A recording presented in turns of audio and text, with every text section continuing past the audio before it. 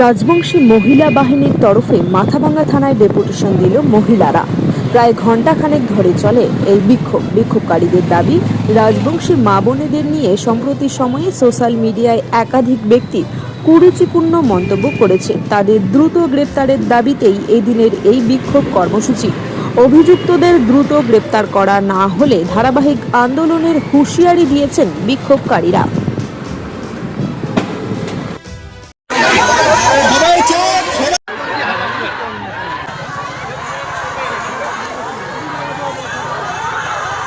রাজবংশী সমাজের মহিলাদের, রাজাদের, রানীমাদের যেভাবে অপমান করা হয়েছে, আমরা চাই যে শান্তিপূর্ণভাবে আমরা যাব, গিয়ে এফআইআর দাখিল করব, আমরা চলে যাব।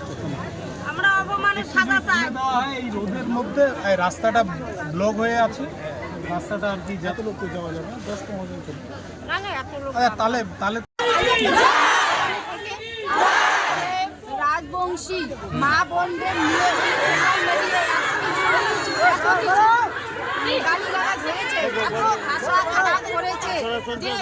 এই ভাষা প্রয়োগ করা কোনো কিন্তু কেন আমাদের এই রাজবংশী সমাজের মা বোনদের কেন এত গালিগালাজ দিয়েছে সোশ্যাল মিডিয়ায়? কিন্তু আমরা এই মা বোনদের অপমান মানব না, মানছি। আপনার নাম? আমার নাম শুনে কি হবে? আমার নাম যাই হোক না কেন, বাঙালি লোকগুলা, কিছু বাঙালি লোক, সব না, কিছু বাঙালি লোক যে আমার রাজবংশী মা বোনগুলা নিয়ে যে কুরুচিকর মন্তব্য করছে, যা ভাষায় প্রকাশ করার মতো নয়।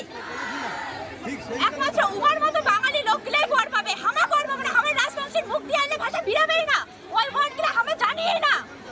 এমন ভাষায় হামা গালিগালাজ করছে যা উহার মতো নয়। এই কারণে হামা কিছু বাঙালি লোকের বিরুদ্ধে এফআইআর করে যাচ্ছি। মূল হেডলাইনে যাই আছে তা হলো দিবাকর দেবনাথ, তার সাথে কিছু বাঙালি লোক আছে, তার বিরুদ্ধে সরকার পদক্ষেপ নেয়, এটা আমরা চাই। আপনার নাম? অঙ্কিতা বর্মন।